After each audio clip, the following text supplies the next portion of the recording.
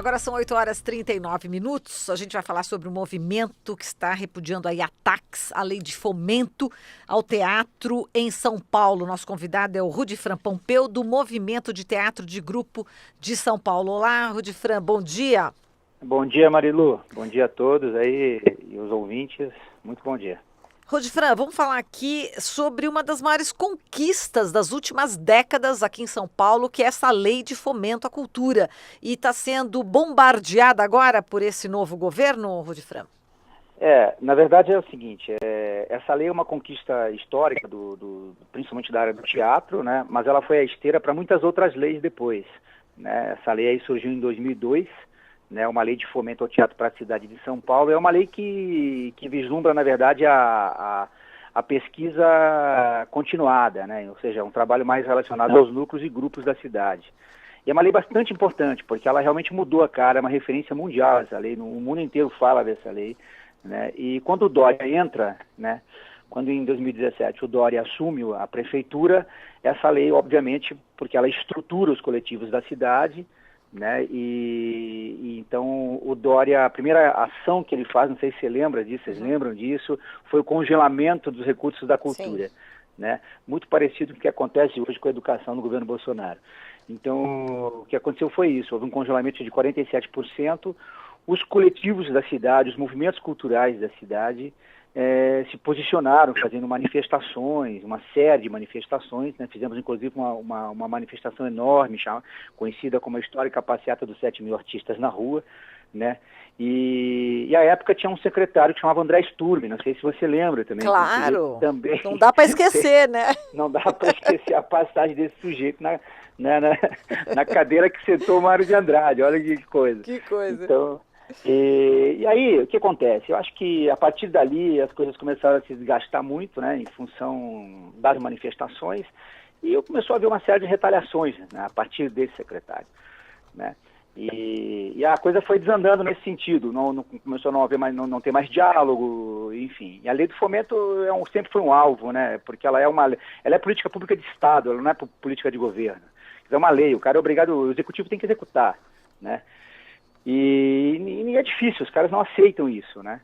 Agora, vocês fizeram uma carta aberta, né, sobre a lei de fomento ao teatro para a cidade de São Paulo, e nesse documento, né, que eu estava vendo, tem um ponto, né, que vocês estão bastante preocupados, né? Que é a questão da comissão, né, que julga e seleciona, né, os projetos. Exatamente. O que acontece? A lei de fomento ela é um avanço. Por quê? Porque a comissão que julga os projetos inscritos é uma comissão paritária. O governo coloca 4, né, ela é quase paritária. O governo coloca 4 e a sociedade civil pode eleger 3. Né? É feita uma votação, né, essa votação é secreta, mas é feita uma votação. As entidades de caráter representativo indicam nomes, né? E os projetos inscritos vão lá e votam. O que acontece? O secretário André Sturm, né, encomendou um parecer, na época, para a sua procuradoria interna, que mudava o entendimento da lei que vinha acontecendo há 16 anos e depois de 32 edições. Então ele resolveu mudar o entendimento dizendo que as cooperativas, por exemplo, teriam direito a apenas um voto. Veja, a cooperativa, ela representa, né, hoje em São Paulo, cerca de 900 coletivos. Né? Eu sou o presidente da Cooperativa Paulista de Teatro, que é uma das maiores cooperativas de cultura da América Latina. A gente tem lá inscritos na nossa cooperativa 4.000 artistas e quase 900 grupos. Como que eu posso votar, ter direito apenas a um voto, com o tamanho da representatividade que a gente tem, né? E a lei nos ampara, ela diz que os núcleos têm direito a votar, ela diz lá que o proponente tem direito a votar. Os núcleos da cooperativa são proponentes, eles são independentes, eles colocam seus projetos lá, escrevem seus projetos, eles são totalmente independentes. Eles usam a cooperativa como um grande guarda-chuva, né, como permite o ato cooperativo, como um grande guarda-chuva para se formalizar diante da lei. Então, e os caras não compreendendo isso, ou melhor, compreendendo isso, na verdade, né? Então, é mau caratismo mesmo do ex-secretário, e eles encomendam um parecer interno que impede os grupos de votar. Ou seja, um pequeno grupo de produtores, né, chamado Rede de Teatro e Produtores Independentes, alinhados na época com o André Sturm, porque o André Sturm vinha apanhando muito dos movimentos culturais, e esses caras se alinharam ali e acharam lá um entendimento, mudaram o entendimento da lei, o que impediu os grupos de votar. A gente entrou com um mandado de segurança, né? Conseguimos uma liminar favorável ao direito ao voto, tanto que o juízo da 13ª Vara, em sua redação liminar, dizia que afaste-se o parecer da Procuradoria da Secretaria e permita-se aos grupos o direito ao voto, né? O André Sturm fez uma chicana jurídica, não acatou a decisão judicial e cancelou o edital. Isso nos obrigou a ajuizar uma ação de descumprimento e tal, e aí você sabe, aí a coisa ficou na justiça naquela época.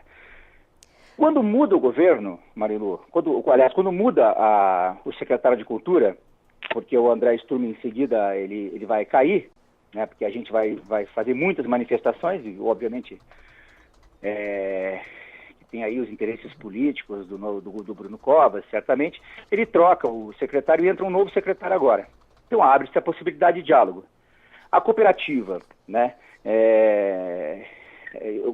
ligado aí totalmente ao movimento de grupo, a gente resolve retirar a ação que estava lá para liberar o fomento, para aquele que acontecesse, desde que fosse permitido os grupos de direito ao voto, né, como tinha determinado a liminar do juiz naquela época. O resumo da ópera é que essa rede de teatro independente, ligada ao André Sturm, assim que o novo secretário lançou a 34ª edição do Fomento ao Teatro, eles entraram com um mandado de segurança dizendo que o secretário não estava cumprindo a sua própria, não estava respeitando o parecer da sua própria procuradoria, que era aquele que tinha sido feito pelo André Sturm, né? Enfim, aí travou de novo. E aí estamos aí nessa luta agora. Perfeito, Rudifran. E aí vocês estão fazendo exatamente essa carta aberta, né, sobre a lei de fomento, colocando aí, manifestando publicamente, veementemente, o repúdio aí aos atuais ataques. E a Rádio Brasil Atual se coloca, né, aqui à disposição dos artistas, como sempre a gente faz aqui, que é a nossa linha editorial, junto, valorizando aí a cultura e a educação. A gente agradece aqui, Rudifran, se você quiser dar algum endereço eletrônico para as pessoas entrarem um pouco mais nesse tema ou apoiarem, fique à vontade só para a gente encerrar.